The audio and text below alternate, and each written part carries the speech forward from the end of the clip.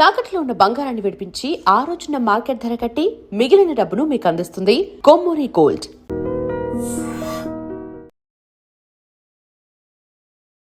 Hi hello నమస్తే, welcome back to our channel. నేను మీ Vaishu.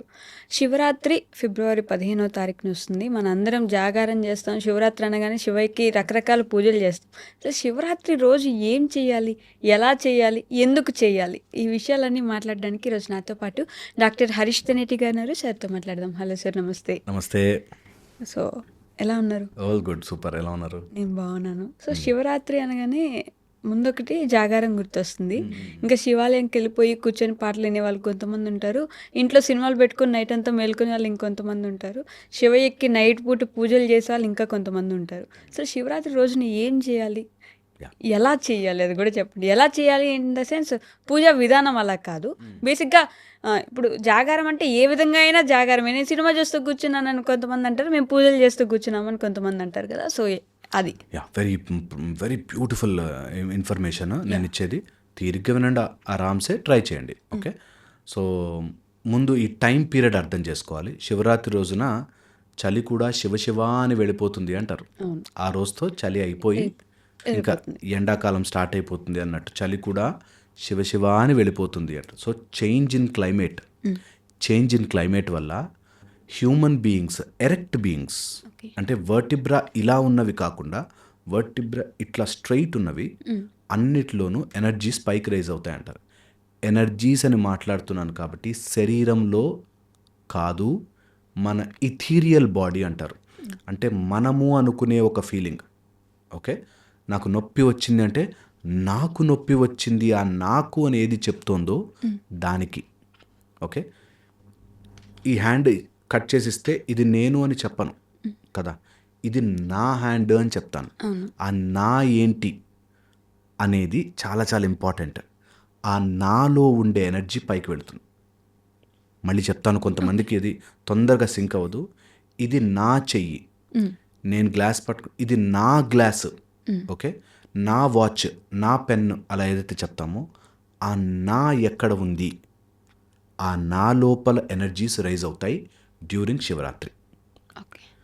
That which is not or శూన్యములోంచి వచ్చే ఒక సంపూర్ణమైన పూర్ణము.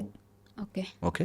సో అటు ఎంటీనెస్, ఇటు కంప్లీట్నెస్ ఈజ్ శివ. కంప్లీట్నెస్ అన్ని శుభప్రదములకి అన్నిటికీ అదే సోర్స్. ఓకే. లింగోద్భవ కాలం నైట్ అవుతుంది కాబట్టి చాలా తప్పుగా మనకి లింగము అంటే స్త్రీలింగము, పురుషలింగము అని చెప్తారు. అది రాంగ్ ట్రాన్స్లేషన్. ఎక్కడా కూడా సంస్కృత పదాలలో లింగము అంటే జెండర్కి సంబంధించింది కాదు.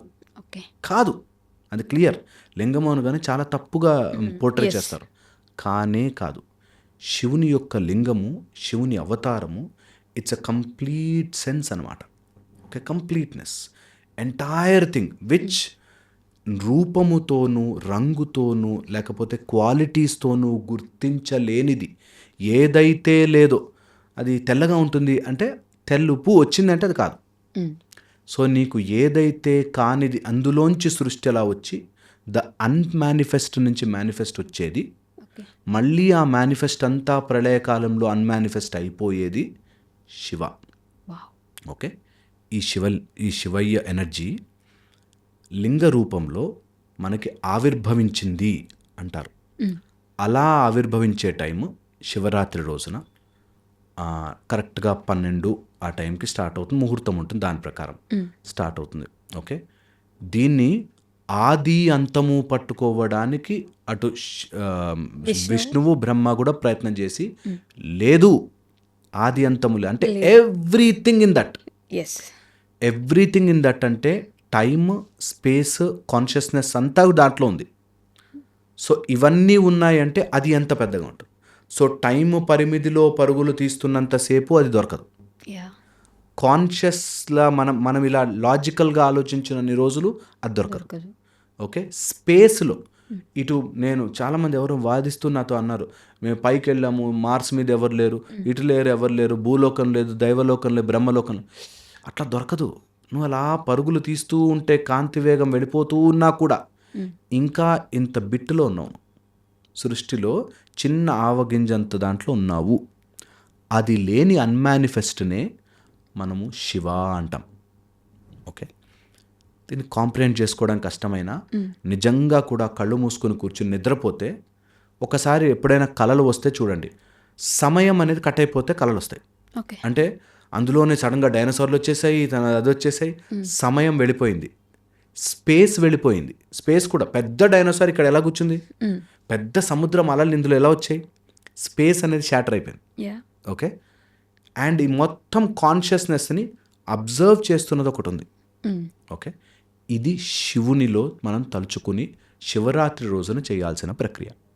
ఓకే, దట్ కంప్లీట్నెస్, అంత కంప్లీట్నెస్ కూడా నేను నా లోపల ఎక్స్పీరియన్స్ చేయగలిగేది శివరాత్రి రోజున కొంచెం తొందరగా ఓకే. అని మనకి తెలుసుకునే ప్రక్రియ.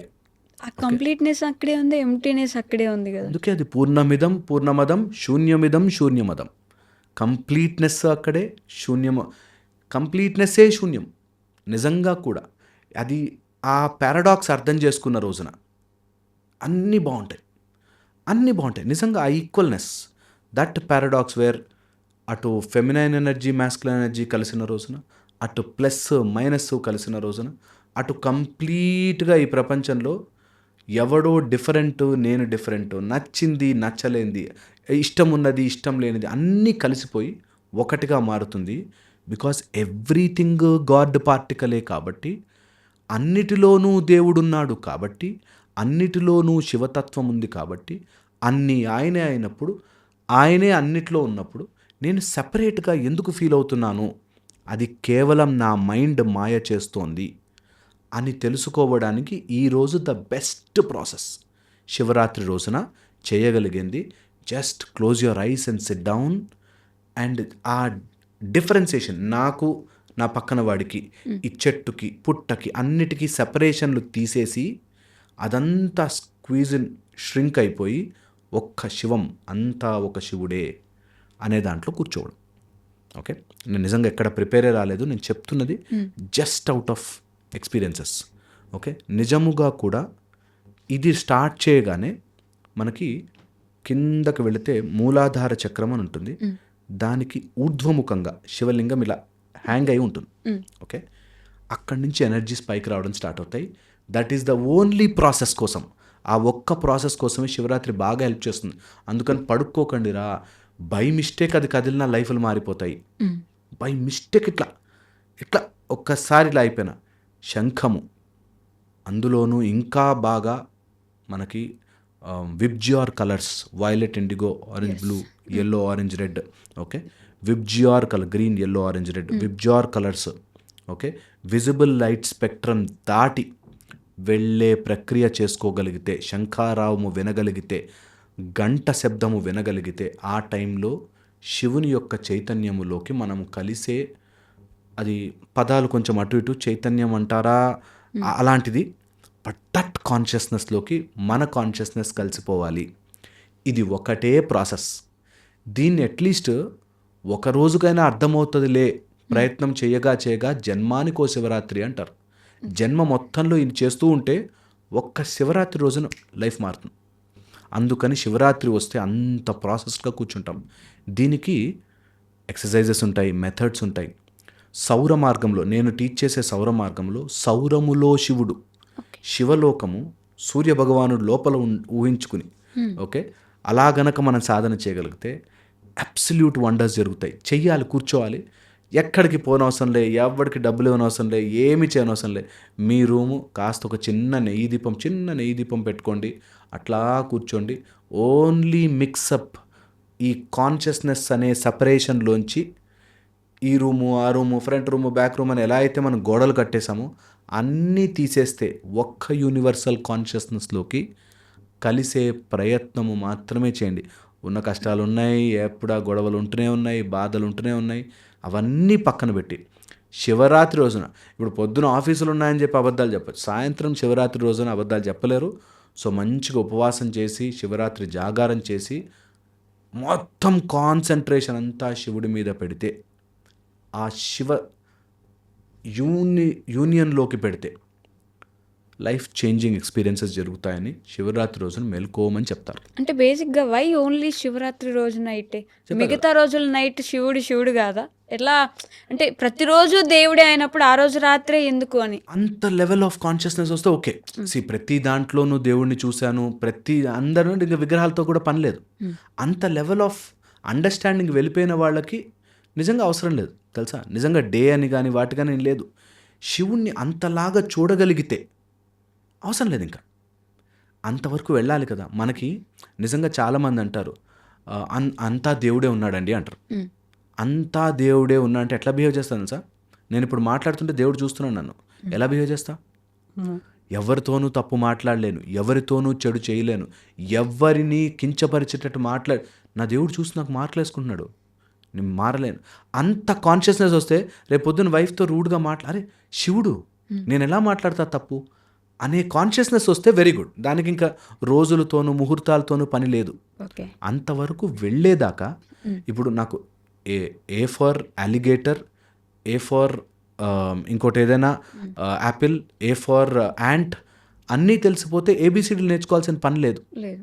కానీ అది రావాలి అంటే ఏ ఫర్ అలిగేటర్ అని రాయాలన్నా, ఏ ఫర్ యాంటీలోప్ అని రాయాలన్నా నేను ముందు ఏబిసిడీలు నేర్చుకోవాలి.